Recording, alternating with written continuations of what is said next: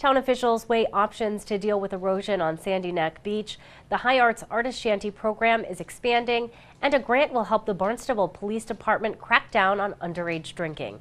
These stories and more on this episode of Barnstable Today. It's Wednesday, April 27th, 2016. I'm Sarah Mannel.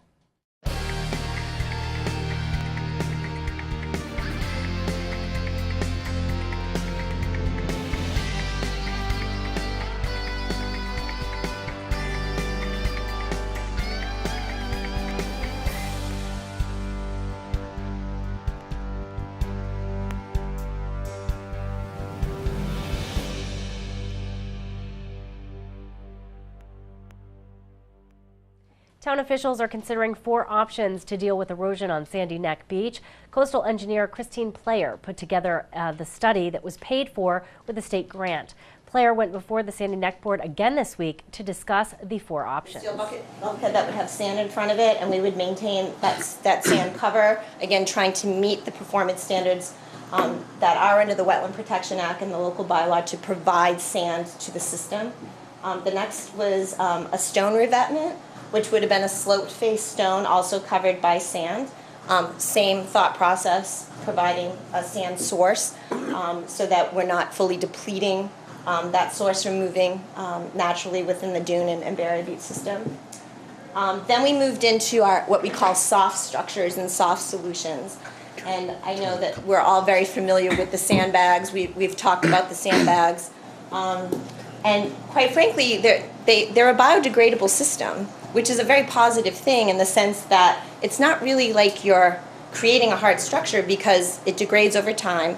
And when the bags degrade, there's sand inside the bags. So as the bags degrade, you're still giving sand source. So you don't necessarily draw that hard line in the sand as you would with the hard structures. But as you realize, a biodegradable system is only going to buy you so many years. And with these sandbags, what we've seen is, typically 5 years. And this is a high energy system, Sandy Neck. This isn't, in a protected cove area. This is exposed right to the direct hit of northeasterly storms. So to really get 5 years is a question mark. I mean, if we have 5 more winters like we just had this winter, sure, it's all good. But we look at the past 3 winters before this winter, and we see it probably would be a solution that you buy into, but you're replacing it more than you really want to have to replace it. And that also has that sand cover component as well, as we were talking about the hard structures. We're again trying to minimize the rate at which these bags degrade because they're made out of coconut fibers. And when sunlight the bags are exposed to sunlight, they biodegrade. So it's very important to keep that sand cover to make sure that you're getting the longevity out of the bag itself. So this is, again, as a soft solution. It has definite benefits in that you're physically not drawing that line in the sand in the barrier beach system or the dune system. And then we're talking about our other soft solutions, which is a very common practice. We've done many different types of beach nourishment programs throughout the state. And we looked at 4 different alternatives, again, really just varying the length and the actual volume that would be placed. And if you recall, obviously, the longer alternative, 1,500 linear feet, and that's from the easterly edge of the parking lot in a westerly direction, it would take about 90,000 cubic yards, and that's a lot of material. That's not what we've been doing the past couple of years, where we've been looking at 3,000, 5,000. You're talking off-site material.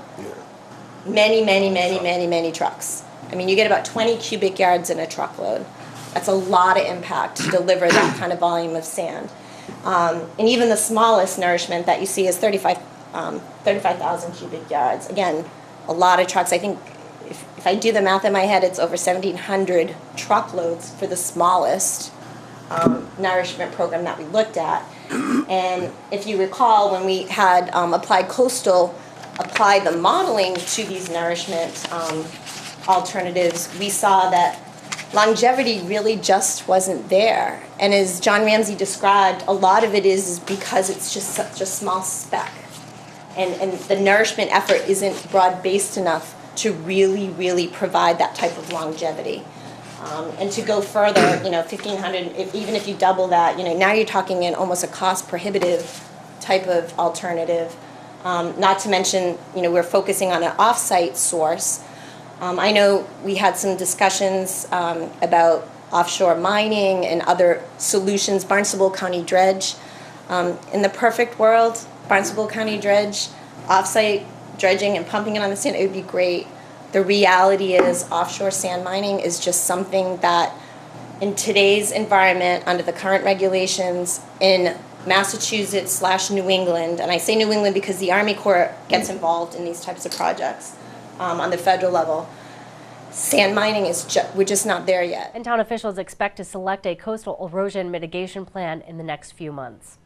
The High Arts Artist Shanty program is expanding. Director of Growth Management Joanne Miller-Buntich says the new shanties will be placed along South Street in the green space alongside Town Hall. It is. We got approval through the capital improvement process at the Town Council, granted our request. The managers put it forward, so first thanks go to the manager's office for supporting the project. Put it forward to the council, and they gave us the go-ahead. So as of July 1st, we'll start looking for someone to help us implement this project. It's going to be, as you mentioned, on the little green area. It's actually part of Town Hall Green, to the east of Town Hall, between Town Hall and the Gulf Station.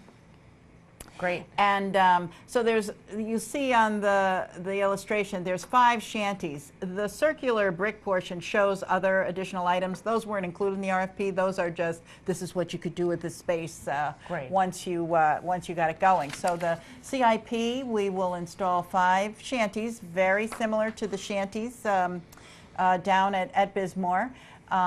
For those of you who may not know, the 7 shanties at Bismore are each named after one of the 7 villages. Of course. So we thought that these 5 shanties would be named after 5 beaches. So oh, I like that. we're thinking Sandy Neck, Ropes, Dowses, Craigville. We haven't settled. C Street, something along that order. So we're gonna choose 5 beaches. Great. They're very beachy. And so it'll install the boardwalks. We hope to have them up and running. The good news about this shanty location is these shanties, unlike the ones at Bismore, will be able to remain there year-round. So Melissa Hirsch, our amazing arts and culture coordinator, envisions having them open for the Christmas stroll and for various activities that happen throughout the off-season. Obviously, nothing's open in January and February, but we'll be able to use these shanties a little more. So we're really looking forward to it. The artists are very excited. I mean, the demand is amazing. I mean, we have a lot of demand. Buntich expects the new shanties will be in place this fall. A state grant will help the Barnstable Police Department keep underage drinking in check. The department received a nearly $10,000 grant from the Massachusetts Executive Office of Public Safety. The grant will pay for personnel costs associated with party patrols, bar and liquor store compliance checks, and reverse stings. The Barnstable Police Department will begin the enforcement program in May. Town officials are looking for input as they work to improve parking in downtown Hyannis. Residents and business owners are invited to attend an open house dedicated to finding new parking options and discussing parking challenges. The open house will be held Monday, May 16th from 4 p.m. to 8 p.m. in the Town Hall hearing room. You can learn more about the Downtown Hyannis Parking Project by visiting townofbarnstable.us/Hyannis Parking. Well, be sure to tune in to our hour-long news program, Barnstable This Morning, weekdays at 8 a.m. On tomorrow's show, we will learn more about Style Makers Month during our community profile segment. We'll chat with Assistant Town Manager Mark Ells about the town's committee to assess homelessness. For Barnstable Today, I'm Sarah Mantle.